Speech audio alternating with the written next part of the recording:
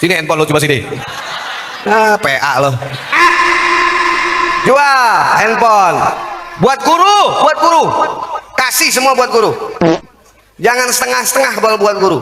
Guru kita kira nggak capek siang pagi sore udah gitu bangunan nggak dibantuin sama ente. Habib Nabil nyari sendiri ke Malaysia, ke Singapura, ke Brunei, ke Eropa, ke Cina. Hah? Ke Cilobak. Gila lo. Nggak boleh begitu. Kita bersyukur punya guru kita ke luar negeri. Amin. Jangan amin doang. Nih, Anda minta izin ya. Minta izin. Nih kecerekan kurang kayaknya nih. Keluarin duit 10.000. Mal, gue duluan mal. Gue cepet. Gue cepet, lu cepet. Nggak pakai alasan, gue ketok pakai lu pada. Nggak, minjem. Mungkin gila lu. Cepet lagi. Mana itu kecerekan mana? Habib Nabil mau beli inian, mau beli apa? Karpet sama jam dinding buat di masjidnya, musolanya. Masa lu pelit banget? PA. Ayo, nih kurang cepet lagi. Astagfirullahaladzim, mau kayak gila lu. Keluarin. Awas lu enggak. Gue upilin lo. Ayo, Kir, baca gosida Kir. Ayo baca gosida Kir. Nah. Yang di panggung dulu nih, kasih duit nih, jangan pelit-pelit. Astagfirullahaladzim. Pokoknya yang di bawah nggak paling kecil 10.000, nggak 10.000 bisulan. Pak kecil, paling gede terserah. Ya. Hayul hadi. Mana? Keluarin. Astagfirullahaladzim. Tok kali lo ya.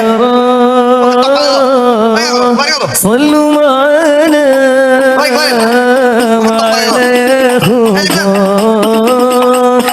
فهو عمادي يوم المعادي نبينا طه المختار هي الهادي يا جمال ذكرى صلوا معنا. Terima kasih banyak yang udah kasih hadiah. فهو عبادي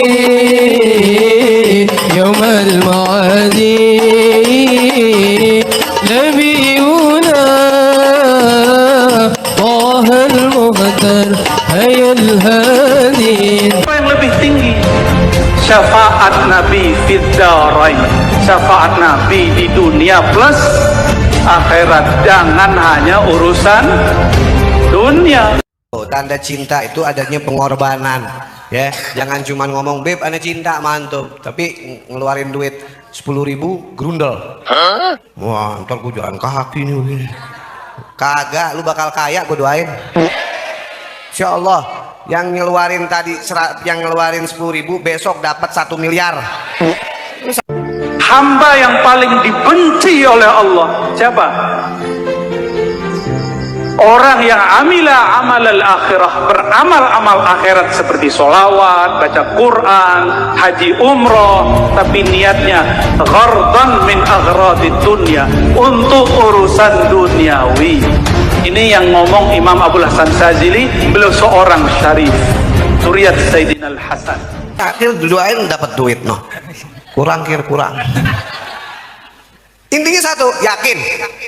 Kita apa yang kita kasih bahwa kakek beliau bakal lihat nanti, dan nanti di hari kiamat seneng nggak kalau dikenal sama Nabi Muhammad. Makanya jangan pelit-pelit kita sama guru kita. Ini pesan Rasulullah, cintain Rasulullah dengan cara apapun, tapi yang baik, yang halal. Supaya apa? Supaya kita dikenal sama Nabi kita Muhammad. Yang kedua, hubbu ahlul bait, cinta sama keluarganya, ya. Kita kalau cinta sama Rasulullah doang, nggak cinta sama keluarga Nabi Muhammad, ditolak cinta kita sama Rasulullah. Makanya di mana ada Habib Nabil, di mana ada keluarga Rasulullah, para habaib, duduk. Kalau kita cinta sama beliau, hadir di majelis-majelis di mana beliau sedang duduk, agar kita apa? Besok kita dapat syafaat daripada Nabi kita Maulana Muhammad. Jadi tugas kita kalau antum Habib, antum Kiai, tugasnya mendewasakan umat, bukan membiarkan umat sholawat untuk urusan remeh.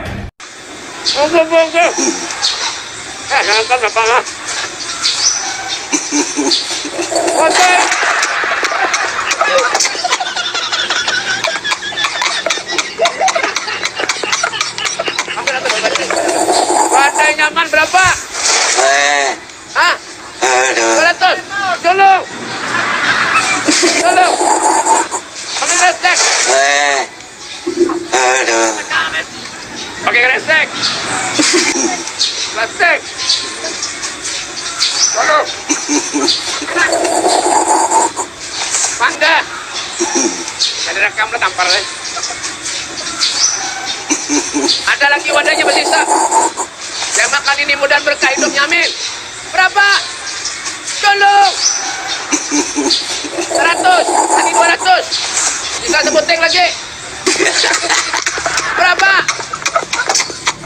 100 lagi dulu. Berapa? 50. Adanya sini enggak? Ada serbi putih sini. Oh, mau nih. 50. Baik baru. 50. Kresek di mana? Kresek, ambil kresek. Jangan Mbah Jinet. Kresek. Itu apa nurut? Apa ada modal ada penipuan ini? 50. Bayarin. 50. 50. Breaknya lah, Kasih berapa? Berapa? 1 juta. Allahumma sholli ala Muhammad. Orang kau disedekah biar Nabi fastabikul haram, berlomba-lomba untuk akhirat. Itu ya 5.000 apa? 5.000 tuh donat. Ya nggak 1 juta. Allahumma sholli ala Muhammad. Bu, berapa bu? Supaya laki biar menyembah yang mudah makin jadi orang yang ahli sholat, amin. Libasut takwa, pakai takwa, ya surban deh, ya kah? Pakai. Terima kasih, siapa lagi? 1.500.000 membakal. Kadang hendak 5 juta, terima kasih. Ya, jadi yang mana yang mau menyahut tapi tidak membawa uang bisa dihubungi sama panitia, gitu ya? Tahu Ya.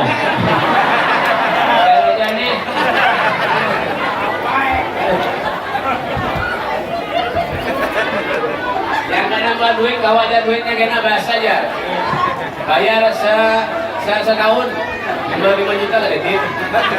Ada kasih berapa? Berapa Haji? Haji?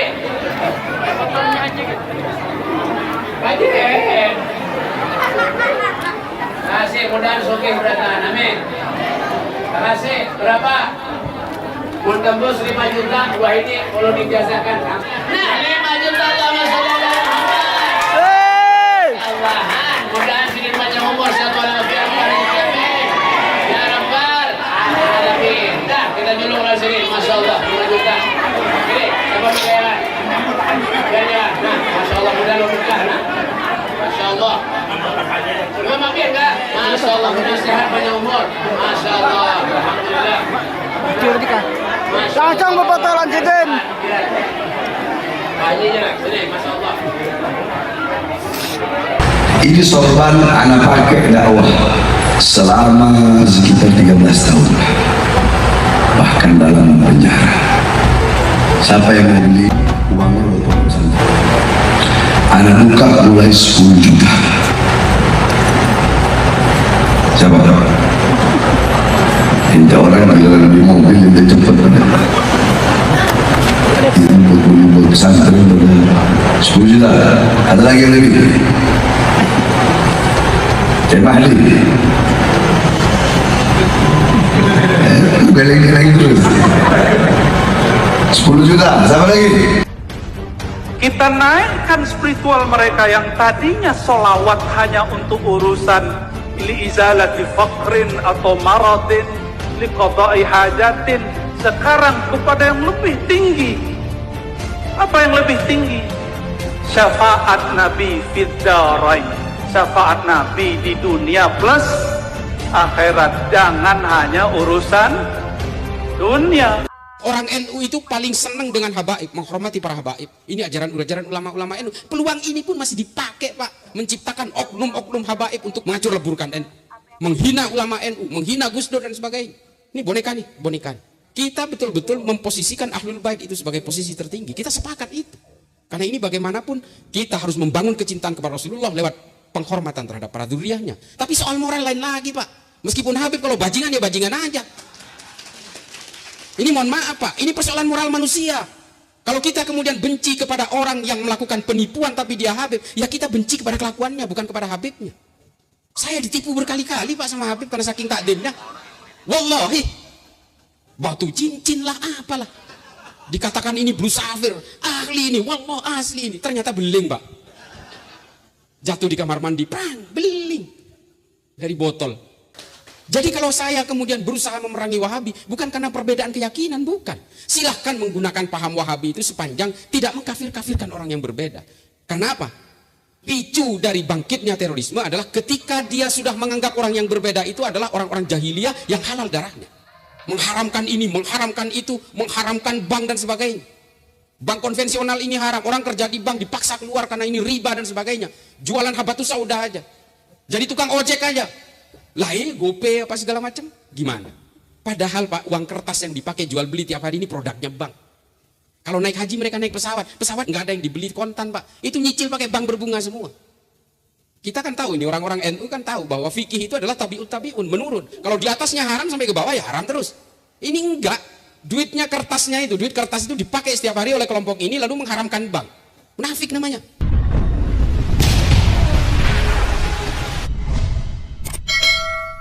Apa yang ingin saya ketengahkan dalam hal ini berkait dengan persoalan radikalisme dan terorisme.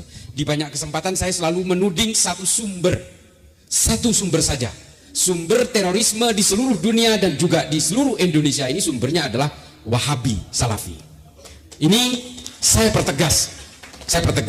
Saya tidak gelisah oleh ajaran mereka. Seandainya bukan ajaran ini yang menjadi picu dari gerakan-gerakan radikal dan teror di seluruh dunia, mungkin saya tidak akan pernah membahas ajaran ini. Tapi ketika ini justru menjadi pemantik, menjadi pelatuk dari berbagai gerakan-gerakan terorisme, berbagai gerakan-gerakan yang bersifat kekerasan, yang mengatasnamakan Islam, dengan terpaksa saya harus menuding ini. Dari mana ajaran ini? Dan bagaimana kemudian ajaran ini menjadi pelumas dari berbagai gerakan-gerakan radikal di seluruh dunia. Bapak Ibu sekalian, para guru, para kiai, para masyayikh, kebetulan saya ditakdirkan untuk tinggal di Amerika kurang lebih sekitar 4,5 tahun. Ketika 9/11, ketika pesawat ditabrakkan ke WTC di New York, saya ada di sana. Saya merasakan menjadi seorang muslim yang baik-baik menurut saya, yang kemudian saya juga ikut menjadi tertuduh sebagai seorang teroris. Kurang lebih seperti itu. Saya harus wajib lapor sebulan sekali ke Departemen Kehakiman Amerika. Saya membeli tiket juga tidak bisa, hanya karena ulah dari orang-orang Wahabi yang kemudian sebenarnya juga bagian dari korban itu. Saya katakan korban, kenapa? Ini semua diciptakan. Oleh siapa? Oleh orang Barat. Nah, mungkin ini yang akan saya ketengahkan. Dari mana berbagai kalimat saya ini? Karena ini banyak diprotes oleh banyak orang. Apa betul sih teroris itu sebenarnya fabrikasi, hanya buatan? Saya akan ceritakan. Dan mungkin para Gus, para kiai di sini mungkin belum baca buku ini. Kalau kitab mahir, Tapi kalau buku ini mungkin saya nggak nyombong, tapi mungkin hanya saya yang baca di sini. Nama kitabnya History of the Arabs. Yang nulis namanya Philip Hurri Hitti, seorang ahli sejarah dari Libanon. Dia menulis begini. Pada abad ke-18, orang Eropa mengirim 25 orang untuk pura-pura masuk Islam. 25 orang. Salah satunya dikirim ke Indonesia, namanya Snuk Horgronya. 24 lainnya disebar ke berbagai negara dan salah satunya juga diterjunkan di Arab Saudi, namanya Lawrence of Arabia. Ini agen rahasia Inggris. Nanti saya ceritakan. Nah, di dalam buku ini Philip Hitti mengatakan bahwa 25 orang ini kemudian melaporkan ke Eropa. Ini hasil temuan saya. Kelebihan Islam apa? Kekurangan Islam itu apa? Kelebihan umat Islam adalah umat Islam dari sejak dulu DNA-nya genetiknya, mereka sangat tekun dalam menggali ilmu pengetahuan. Ini temuan dari 25 orang yang dipura-purakan menjadi mualaf.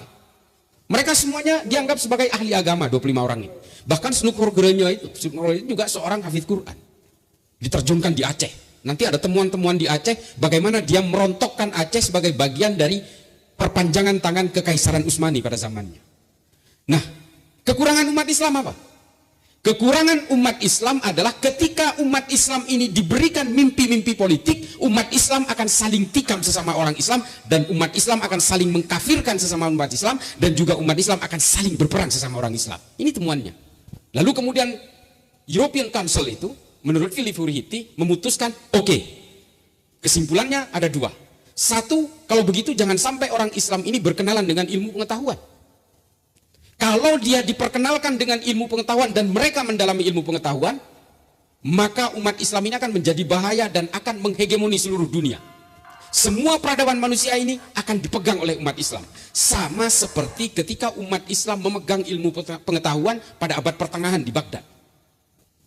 Umat Islam pernah menjadi kontributor utama terhadap peradaban manusia. Coba bayangin, mulai dari matematika, astronomi, teknologi, ilmu kedokteran, semua dipegang. Dan semua ilmu yang dihasilkan oleh pemikiran orang Islam ini kemudian dipakai oleh seluruh bidang ilmu yang ada hari ini. Al-Khawarizmi misalnya, ahli matematika, ini orang Islam. Dia menemukan angka 0 dalam matematika dan dipakai oleh seluruh umat manusia hingga hari ini.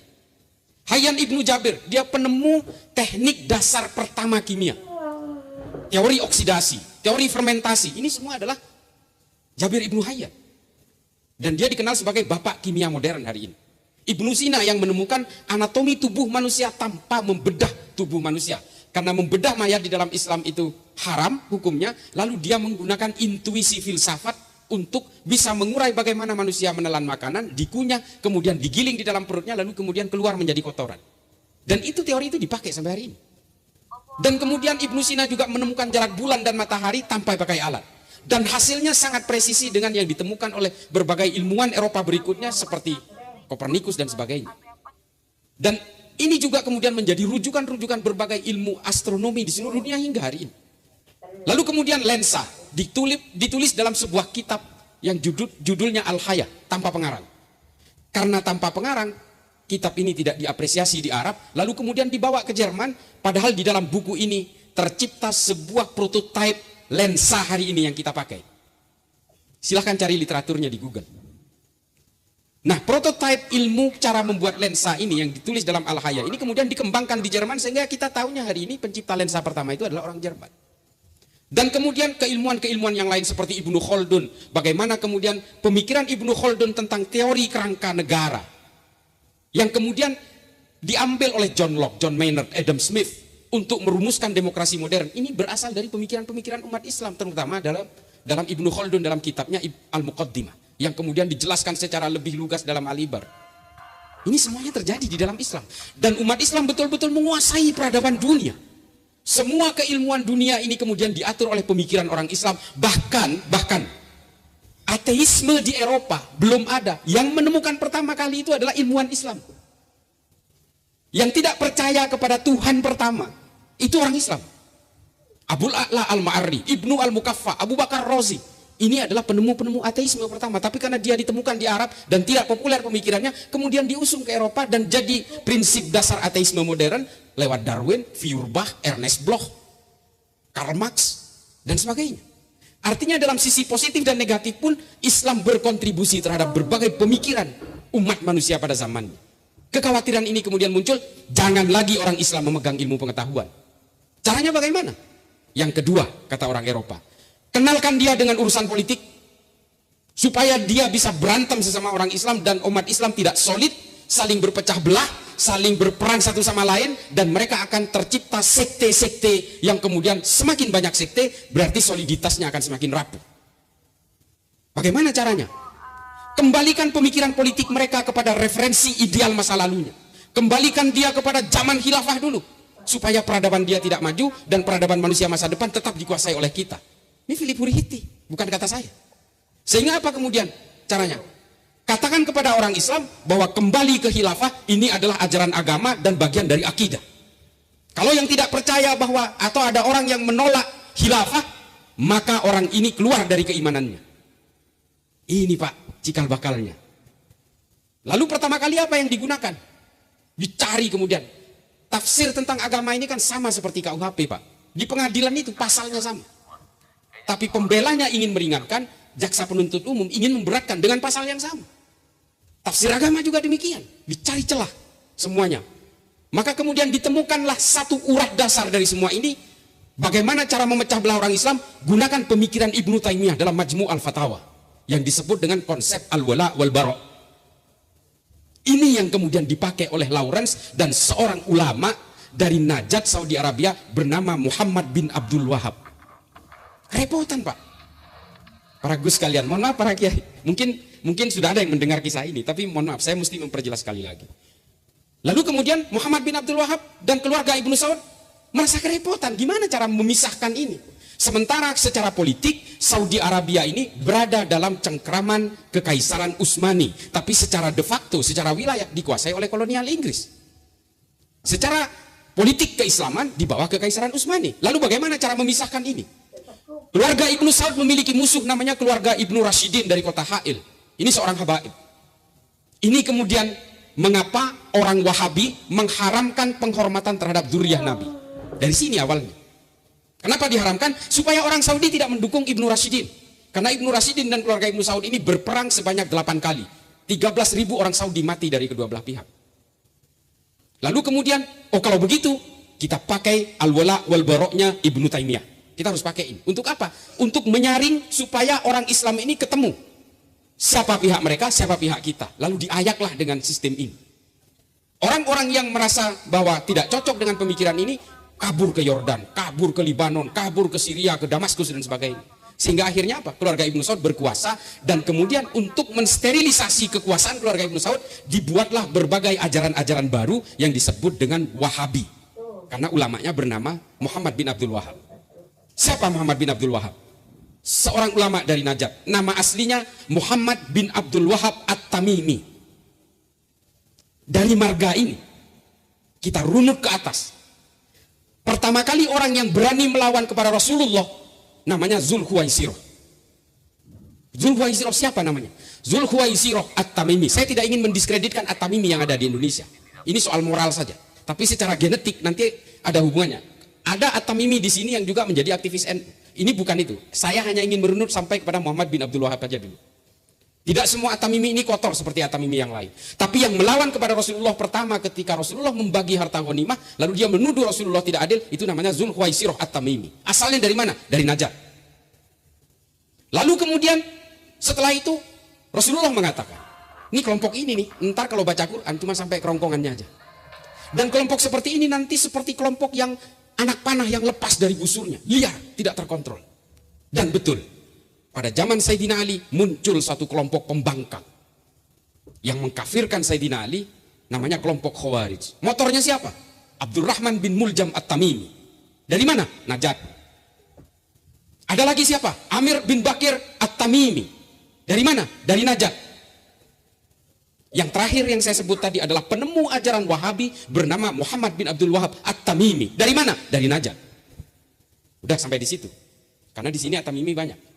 Nanti disangkain saya mendiskreditkan At-Tamimi. Bani Tamim ini memang punya DNA untuk melakukan pemberontakan kepada siapapun yang memerintah. Sampai mereka akan berhenti kalau dia yang berkuasa. Tapi persoalannya kemudian, Wahabisme ini kan sudah berkuasa lewat keluarga Ibnu Saud. Mereka memang tidak menjadi pemberontak Bapak Ibu sekalian. Tapi kemudian ajaran ini diekspor ke seluruh dunia, ke negara-negara muslim termasuk ke Indonesia. Lewat siapa? Lewat orang-orang Eropa dan orang Barat Pak. Ini diakui oleh Muhammad bin Salman, silakan cek di Google. Di Frontline PBS dia mengakui bahwa Wahabisme ini dulu diminta oleh negara-negara Eropa dan Amerika untuk diekspor paksa ke seluruh dunia. Tujuannya apa? Untuk menandingi pengaruh Uni Soviet lewat paham komunisme, di mana negara Barat sangat khawatir. Yang bisa menandingi ini ya hanya Wahabisme, karena sudah terbukti memerdekakan Saudi dari Kekaisaran Ottoman. Ajaran-ajaran Saudi ini, ajaran-ajaran Wahabi ini kemudian sama seperti yang kita kenal hari ini, yang selalu menyerang ajaran-ajaran dari para ulama Nahdlatul Ulama. yang kita kenal hari ini. Mengapa kemudian orang-orang Wahabi mengharamkan ziarah kubur, tawasul diharamkan? Karena memang dari dulu orang-orang Saudi dilarang untuk punya ikatan masa lalu dengan leluhurnya. Supaya apa? Supaya loyal kepada keluarga Ibnu Saud. Makam Kanjeng Nabi itu hampir dihancurkan oleh orang Wahabi. Kalau Komisi Hijaz dari para ulama NU tidak melarang. Syekh Nawawi Al-Bantani termasuk Mbah Hasyim Asy'ari juga ikut melarang penghancuran makam Rasulullah di Madinah. Ini tolong tepuk tangan kepada para ulama NU. Mengapa mereka ngotot ingin menghancurkan situs-situs kenabian? Supaya orang Saudi tidak punya ikatan masa lalu dengan Rasulullah. Makanya mereka mengharamkan maulid juga. Kenapa mereka ingin putus dengan Rasulullah? Supaya orang Saudi semua mendewa-dewakan keluarga Ibnu Saud. Dan mengapa musik diharamkan, budaya diharamkan? Karena mereka sangat takut dengan masyarakat Saudi yang berkumpul. Takutnya ketika mereka berkumpul membangun pemberontakan. Karena pada zaman itu revolusi di setiap negara didahului dengan kebudayaan-kebudayaan. Makanya jangan heran kalau wayang juga diharamkan oleh orang Wahabi. Musik juga diharamkan. Kita tidak berbicara Saudi hari ini. Saya baru pulang umroh 2 bulan yang lalu. Saudi betul-betul jauh berbeda hari ini. Orang Wahabi di Indonesia ingin menjadikan Indonesia seperti Saudi masa lalu. Tapi orang Wahabi di Saudi hari ini ingin menjadikan Saudi seperti Indonesia hari ini. Kebalik-kebalik. Bapak Ibu sekalian, saya berbicara ini bukan karena terlalu fanatik terhadap NU, bukan. Saya ulangi sekali lagi, kalau saya tidak keliling ke Afrika, saya tidak keliling ke Asia Selatan, ke negara-negara konflik di Timur Tengah, termasuk juga di beberapa negara konflik di Asia Tenggara, saya mungkin tidak akan bercerita tentang ini. Karena apa? Karena semua disebabkan oleh pengaruh ini. Orang-orang yang ditangkap oleh Densus jumlahnya kurang lebih 2.141 dari tahun 2000 sampai hari ini. Kalau ingin tahu, 99,9% yang ditangkap Densus ini pahamnya apa? Wahabi, Pak. Wahabi. Saya pastikan Wahabi. Kalau nggak ada yang percaya, ikut saya. Saya pertemukan dengan para tahanan itu di penjara. Ngobrol sendiri. Kamu Wahabi apa bukan? Pasti, Pak, sama, Pak.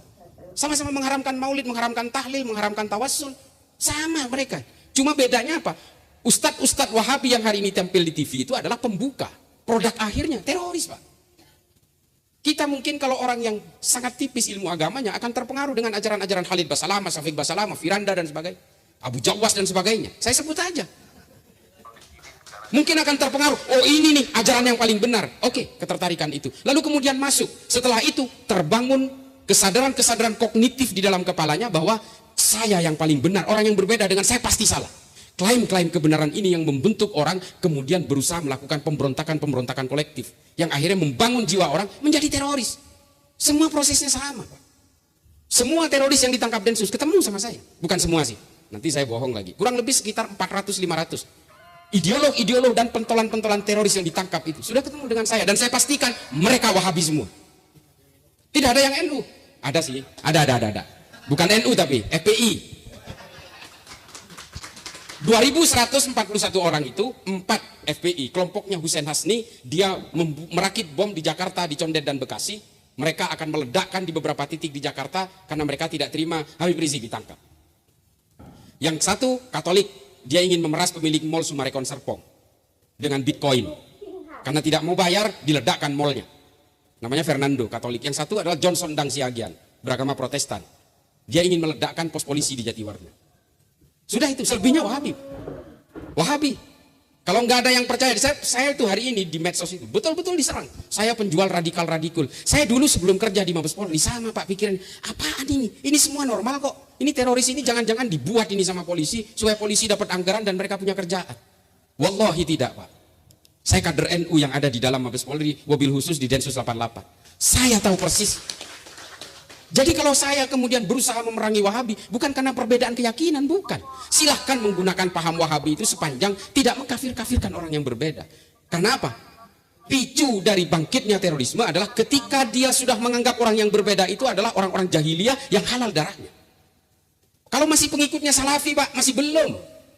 Pinter ini. Salafi itu ya Wahabi sebenarnya. Cuma karena Wahabi identik dengan terorisme lalu dirubah namanya jadi Salafi, Salafus Soleh. Mengharamkan ini, mengharamkan itu, mengharamkan bank dan sebagainya.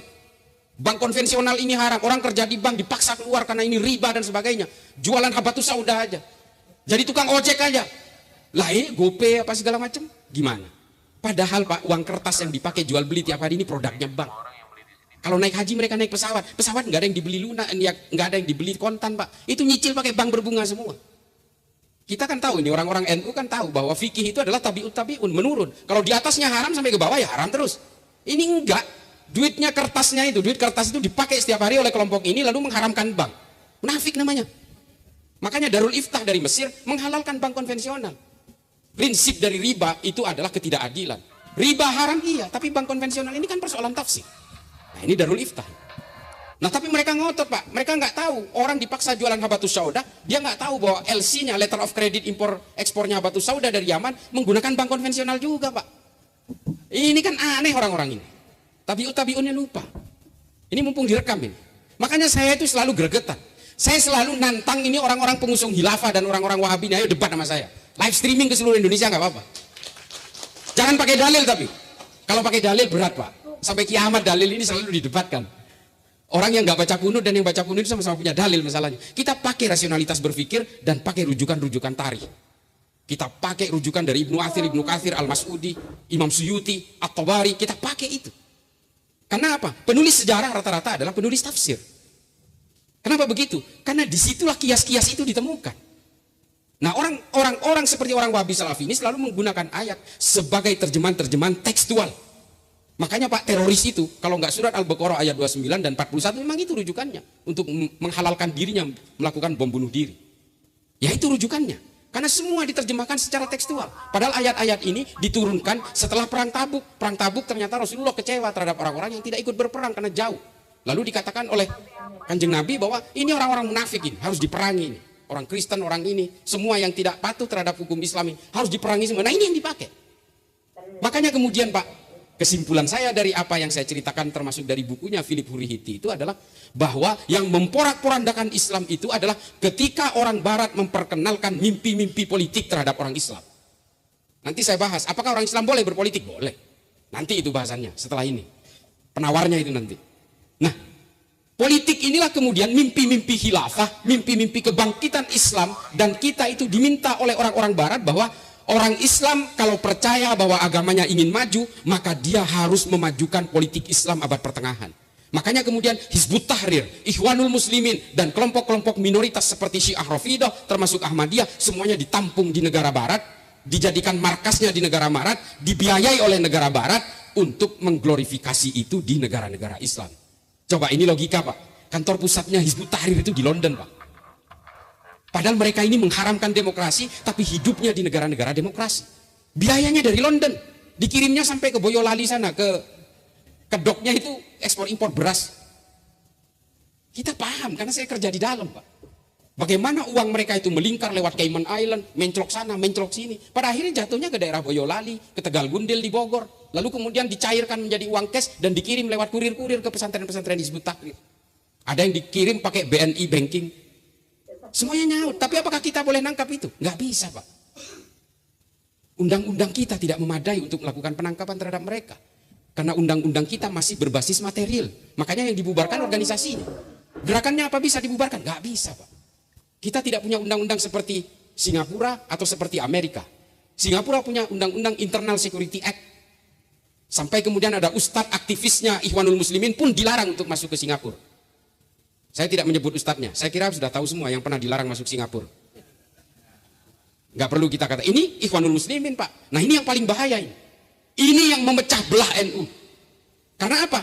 Dia anti Wahabi, dia memperbolehkan maulidan, dia memperbolehkan tahlil, dia memperbolehkan haul, dia memperbolehkan ziarah kubur, tapi cita-cita politiknya khilafah. Makanya ketika saya protes terhadap fatwanya dia tentang tafsirnya Imamul Hakim dalam Al-Mustadrak ala Sahihain, saya bantah di YouTube, yang nyerang saya itu santri-santri Sidogiri, Pak. Artinya apa? Pemecah belahan oleh ustadz ini di kalangan NU sudah efektif. Saya diserang orang-orang NU juga. Bahkan saya di dalam itu mengatakan, mustahil orang Islam ini diwajibkan menegakkan khilafah. Kalau diwajibkan menegakkan khilafah, tidak ada satupun negara yang menggunakan sistem khilafah. Artinya semua umat Islam di seluruh dunia ini berdosa. Dan kemudian dikatakan bahwa disahihkan oleh Adz-Dzahabi fatwa ini. Saya katakan Adz-Dzahabi justru protes terhadap kitab ini karena Imamul Hakim menulis kitab Al-Mustadrak ini dalam keadaan pikun. Ini masih dipakai hari ini. Dan kemudian fatwa tentang harokah istishhadiyah, penghalalan bom bunuh diri di Palestina. Saya protes lagi. Hati-hati dengan fatwa, saya bilang. Meskipun fatwa bom itu dihalalkan di Palestina, Tapi Pak jangan salah, pelaku bom di Makassar itu di dalam handphonenya itu ada videonya Ustadz ini ketika berfatwa tentang penghalalan bom bunuh diri di Palestina. Ada di dalam handphonenya Pak. Termasuk dalam pelaku bom Cicendo di Bandung. Ustadz ini di dalam handphonenya. Setelah disedot isinya, videonya Ustadz ini ketika berfatwa tentang harokah istishhadiyah. Bahaya dengan fatwa. Fatwanya Abu Bakar Naji, ulama Saudi, ketika memfatwakan jihad di Irak dan Suriah, dipakai juga di sini Pak, oleh para pelaku bom bunuh diri. Fatwa itu tidak mengenal batas. Jangan dihalang-halangi, ini hanya berlaku di Palestina. Nggak bisa. Teroris di sini menganggap negara ini adalah negara darurat perang. Artinya fatwa itu bisa dipakai di sini. Dan yang melawan saya siapa? Santri-santri Sidogiri. Tokoh-tokoh NU garis lurus. Itu yang nyerang saya. Ini para pengkhianat semua ini. NU ini dipecah belah Pak, karena ini tonggak utama Pak. Saya sering mengatakan, Syiah itu karena kecil jumlahnya. Kalau besar, dia akan memberontak juga di negara ini. Satu negara di Iran itu bikin revolusi kok tahun 79. Ini karena kecil aja mereka nggak belagak di sini. Orang-orang Ahmadiyah juga karena kecil aja jumlahnya, mereka nggak melakukan pemberontakan. Wahabi itu karena belum berdaya aja mereka. Kalau mereka besar jumlahnya, tumbang Pak negara ini. Tapi ada satu yang mayoritas yang tidak pernah neko-neko dan selalu memperjuangkan NKRI. Nahdlatul Ulama. Ada NU pernah jadi pemberontak di sini? Gak ada Pak. Ideologi-ideologi impor yang ingin berusaha menguasai negara ini selalu menyasar Nahdlatul Ulama. Komunis dulu membantai kiai dan santri NU di Jawa. Setelah kita melakukan perlawanan katanya kita melanggar HAM. Oke, kita diam. Zaman Pak Harto, NU digencet habis-habisan Pak, dicurigai. Sampai Gus Dur itu diberikan tokoh tandingan namanya Abu Hasan dalam muktamar NU di Cipasung. Karena tidak mau. Kalau Gus Dur berkuasa, dia bisa mengambil alih negara ini dari saya, kata Pak Harto. Tapi ya alhamdulillah Gus Dur tetap memenangkan muktamar itu. Selalu dicurigai, digencet. Sampai Gus Dur pun ketika jadi presiden diturunkan paksa Pak oleh gerombolannya gelandangan politik. Apa ada orang NU yang ngamuk? Bikin aksi 212, terus kemudian datang ke menjadi Monas Limin gitu. Terus kemudian bikin rusuh di Jakarta. Nggak ada Pak. Apa kata Gus Dur? Tidak ada jabatan yang bisa dipertahankan mati-matian di dunia ini. NKRI jauh lebih penting daripada saya, kata Gus Dur ini. Makanya kemudian kalangan Nahdien sadar, negara ini jauh lebih penting. Kalau sudah persoalan politik Pak, umat Islam itu nggak mikir imannya sama, syahadatnya sama, Qurannya sama, nggak mikir Pak. Pokoknya kalau beda orientasi politik, lu musuh gua. Ini Islam ini. Nah peluang ini yang dilihat oleh orang Barat. Lalu orang Barat menciptakan boneka-boneka politik. NU hari ini disasar. Orang NU itu paling senang dengan habaib, menghormati para habaib. Ini ajaran ulama-ulama NU. Peluang ini pun masih dipakai Pak, menciptakan oknum-oknum habaib untuk menghancur leburkan NU. Menghina ulama NU, menghina Gus Dur dan sebagainya. Ini boneka nih, boneka. Makanya saya setuju dengan Kiai Nasir tadi yang mengatakan kita betul-betul memposisikan Ahlul Bait itu sebagai posisi tertinggi. Kita sepakat itu. Karena ini bagaimanapun kita harus membangun kecintaan kepada Rasulullah lewat penghormatan terhadap para dzurriyyahnya. Tapi soal moral lain lagi Pak. Meskipun Habib kalau bajingan ya bajingan aja. Ini mohon maaf Pak, ini persoalan moral manusia. Kalau kita kemudian benci kepada orang yang melakukan penipuan tapi dia Habib, ya kita benci kepada kelakuannya, bukan kepada Habibnya. Saya ditipu berkali-kali Pak sama Habib karena saking takdimnya. Wallahi, batu cincin lah apalah. Dikatakan ini blue sapphire, ahli ini, wallah asli ini. Ternyata beling Pak. Jatuh di kamar mandi, prang, beling. Dari botol. Nah coba, ini mohon maaf, ini saya cerita soal ini bukan apa. Untuk dzurriyyah Nabi, kita sepakat, kita mengikuti anjuran para ulama yang kita belajar juga, Durratun Nasihin juga kita temukan kok itu. Bahwa menghormati dzurriyyah itu sama artinya dengan menghormati kanjeng Nabi. Kita sepakat itu. Tapi habaib itu bukan habib Pak, habaib itu jamak. Habib ini kan persoalan persorangan, individu. Kelakuannya macam-macam Pak. Kalau ada habib yang kemudian memperkosa pasiennya di Bekasi sampai 3 orang, sampai hamil 2 orang itu, kita mau cium tangan. Mohon maaf, saya mending cium tangan ke Kiai Nasir aja. Ini saya tidak. Nah, persoalannya kemudian ada beberapa oknum Habib yang justru menghancur leburkan NU dan membentuk enklav perlawanan di NU. Madura itu hancur lebur Pak hari ini NU-nya. Karena apa? Politik Pak. Mulai dari zaman Prabowo 2014, Prabowo 2019, hari ini Anies, semua dibelah-belah umat itu. Hadir ke sana Habibnya. Isinya apa? Memecah belah orang. mengkompori orang, lawan semua. Yang tidak mendukung Anies itu adalah orang kafir yang tidak setuju terhadap Islam. Ini loh yang dilawan oleh Khalifah Umar bin Abdul Aziz.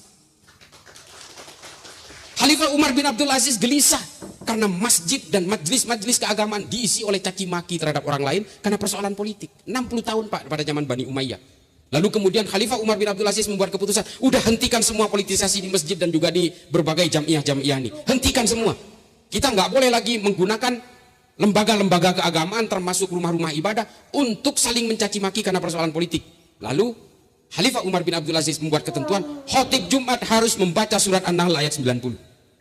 Nah makanya kemudian para khotib hari ini membaca ayat itu untuk menghentikan apa? Menghentikan politisasi agama di masjid, Pak. Innallaha ya'muru bil adli wal ihsan wa ita'i dzil qurba wa yanha 'anil fahsya'i wal munkari wal baghi ya'idukum la'allakum tadhakkarun wa la dzikrullahi akbar. Kan gitu khotib. Ini sebenarnya yang menggagas adalah Khalifah Umar bin Abdul Aziz. Khalifah kelima dari Bani Umayyah untuk menghentikan apa? Politisasi agama di masjid. Hari ini ada partai baru netes bilang mari kita jadikan masjid sebagai tempat jihad politik. Ini mohon maaf Kiai, mohon nyancuk. Saya paling benci. Saya paling benci. Ini yang merusak umat Islam, Pak. Memecah belah umat Islam karena kepentingan-kepentingan politik. Kemudian umat Islam dipecah belah supaya apa? You are either with them or you are with us. Ini bahaya, Pak. Inilah yang terpancing oleh pemikiran-pemikiran orang barat. Pak, Al-Qaeda, ISIS, itu ciptaan orang barat, Pak. Saya tidak menampik itu. Yang menciptakan Boko Haram, Al-Shabaab, Hasan Turabi, Laskar At-Taiba, Gerakan Thailand Selatan, Abu Sayyaf di Filipina. Ini semua adalah produk-produk turunan yang difabrikasi oleh orang-orang barat. Termasuk di Indonesia, Jamaah Islamiyah, Jamaah Ansarud Daulah, Jamaah Ansarus Syariah, dan semua berbagai banom-banomnya mereka ini yang ada di Indonesia. Ini semua difabrikasi oleh orang barat. Lalu, apakah Densus juga ikut menjadi fabrikasi orang barat? Bukan, karena mereka ini tidak tahu bahwa mereka ini difabrikasi oleh orang barat. Mereka ini adalah korban semua. Meskipun kita tahu itu fabrikasi orang barat, kalau dia memeledakkan diri di pesantren Miftahul Huda, ini, waduh, naudzubillah min dzalik. Misalnya, apakah kita harus diamkan? Enggak, harus kita tindak. Meskipun kita tahu mereka ini hanya korban ideologi transnasional, mereka ini adalah korban pembodohan dari berbagai fabrikasi itu, tapi kan ini harus disadarkan. Makanya Densus itu nangkep bukan untuk digebukin, Pak. Densus itu nangkep untuk disadarkan di penjara. Mengapa harus ditangkap? Kok nggak disadarkan di kampung-kampung? Ya mereka kabur-kabur, Pak. Kabur-kaburnya mending kaburnya ke sawah-sawah, kaburnya ke toko kimia bikin bom, Pak. Makanya kemudian ditangkap, di penjara, kemudian disentuh penyadaran-penyadaran oleh kami termasuk saya. Makanya saya bilang, saya menemui teroris-teroris yang ditangkap oleh Densus itu untuk menyadarkan. Nah semua ini, mereka ini adalah penganut faham Wahabi. Saya pastikan, kalau ada yang nggak percaya, daftar ke saya. Saya bawa ke penjara, ngobrol sendiri sama terorisnya. Kalau dia ngaku NU, saya yang nginjek lehernya. Oh mereka itu Pak, ini mohon maaf, bukan ukuran sebenarnya jenggot itu. Mereka kan jenggotnya panjang-panjang Pak. Meskipun saya sering katakan, tahu nggak? Kamu kata Imam Ghazali apa? Makin panjang jenggot kamu, otakmu makin kecil. Mereka katakan, itu kan kata kamu ahlul bid'ah katanya. Nah, saking taatnya mereka terhadap sunnah, terhadap yang namanya jenggot itu kalau dipotong, mereka ngamuk. Jadi saya bilang, kamu agamanya bukan Islam, kamu agamanya jenggot berarti. Nah, mereka itu nggak mau kalau dipotong pendek. Mereka maunya panjang segini. Nah, ini berarti ukurannya apa? Ini ideologinya masih kuat. Kadang-kadang saya menggunakan medium rokok Pak, memeriksa mereka. Ketika mereka udah suntuk, diperiksa berjam-jam, dibongkar isi kepalanya, saya ngerokok, basbu saya sembur-semburin gitu kepada dia gitu. Akhirnya dia mau ngerokok, oh ini tinggal separuh ideologinya nih. Ukurannya itu. Kadang-kadang kalau udah capek banget dia kehausan, saya kasih minuman di tangan kiri gitu, di posisi tangan kiri di sini, dia ngambilnya pakai tangan kiri. Oh ini udah tinggal seperempat ini. Nah seperti itulah yang saya temukan ketika di Densus. Kalau saya sering mengatakan bahwa apakah gerakan-gerakan radikal ini berdiri di ruang hampa? Tidak. Mereka ini ada yang membentuk, ada yang memfabrikasi. Tapi kemudian apa yang harus kita perbuat? Menyadarkan mereka. Biangnya apa? Ya Wahabi ini Pak. Wahabi ini dibuat untuk memperkuat politik, kekuatan politik kerajaan Ibnu Saud, kerajaan Saudi memang. Tapi akhirnya alat ini dipakai. Ikhwanul Muslimin itu tadinya bukan Wahabi Pak. Ini Hasan Al-Banna, Ahlus Sunnah wal Jamaah. Ketika Hasan Al-Banna meninggal, kemudian diteruskan oleh Said Qutb, dia membuat 2 tulisan di dalam penjara ketika dipenjara oleh Presiden Gamal Abdul Nasir. Fi Dhilalil Quran dan Ma'alim Fit Thariq. Inilah kemudian yang menginfluen Ikhwanul Muslimin menjadi Wahabi. Nah, ustadz yang ada di sini yang menjadi agennya Ikhwanul Muslimin ini masih memegang terhadap ajaran Hasan Al-Banna, bukan Said Qutb, bukan Muhammad Qutb. Nah, ini yang terjadi. Nah, glorifikasi khilafah ini kemudian digandengkan menjadi 2 firqoh ini, yang satu Hizbut Tahrir, yang satu Ikhwanul Muslimin, diekspor paksa ke negara kita. Ikhwanul Muslimin lebih normatif, Hizbut Tahrir lewat jalur-jalur akademis, tidak jalur kekerasan. Lalu yang jalur kekerasan di mana?